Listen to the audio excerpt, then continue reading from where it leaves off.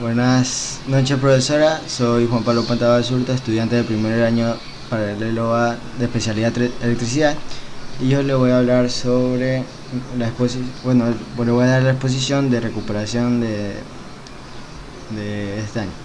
La primera exposición es la Declaración de los Derechos del Hombre y del Ciudadano. ¿Qué es la Declaración de los Derechos del Hombre y del Ciudadano? La Declaración de los Derechos del Hombre y el Ciudadano de 1789, aprobada por la Asamblea Nacional Constituyente francesa el 26 de agosto de 1789, es uno de muchos de los documentos fundamentales de la Revolución Francesa. Aquí hay artículos de la Declaración de los Derechos del Hombre y del Ciudadano, como el artículo 1, que dice que los derechos nacen y permanecen libres e iguales en derechos. Los artículos 4 y 5 intenta definir y circunscribir la libertad.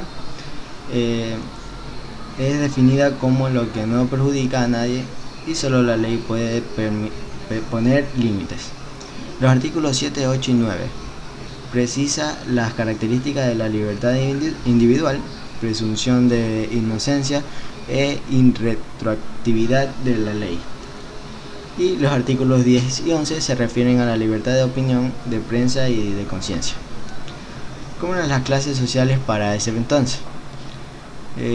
La burguesía fue la clase social que hizo la revolución y se calcula que da la población de Francia en 1789 se estimaba en 23 millones de habitantes para ese entonces, en donde solo 30.000 pertenecían a las clases privilegiadas y se denominaban así. Eran los reyes, era el rey, el alto clero, el clero medio y el clero bajo. Y también en la separación entre los privilegios del pueblo, que eran los ricos, que eran los comerciantes, los banqueros, los niveles modestos, que eran los artesanos y los labradores, etcétera, y los pobres, que venían siendo los campesinos y trabajadores urbanos. ¿Cómo eran las clases sociales por ese entonces? Era el clero, ya lo dijimos, era la primera clase social debido a su gran prestigio e influencia. La nobleza, que eran los nobles que formaban la segunda clase privilegiada de Francia, y nada más. Los antecedentes históricos de la sociedad francesa. Comenzó con la Guerra de los 100 años en 1337. La hostilidad entre capetos y anglo-normandos desembocó en la Guerra de los 100 años, una sucesión de conflictos que se alargaría hasta mediados del siglo XV. Napoleón y el Imperio. Fue la casualidad lo que puso al joven general corso Napoleón Bonaparte ante el espejo de Francia en octubre de 1795. La Belle Époque. La Belle Époque está unida a la arquitectura Art Nouveau, un gran arco iris artístico abanderado por el impresionismo, la reconstrucción y pérdida de las colonias. Era la devastación económica posterior a la guerra y exigía un gobierno central fuerte. Aquí hay una foto. El derecho de la mujer y la ciudadana.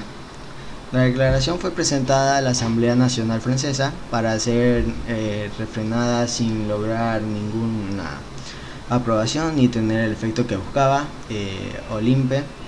Y aunque las revolucionarias francesas protestaron enviando cartas a la Asamblea, todas sus reclamos fueron ignoradas. Las generaciones de los derechos humanos.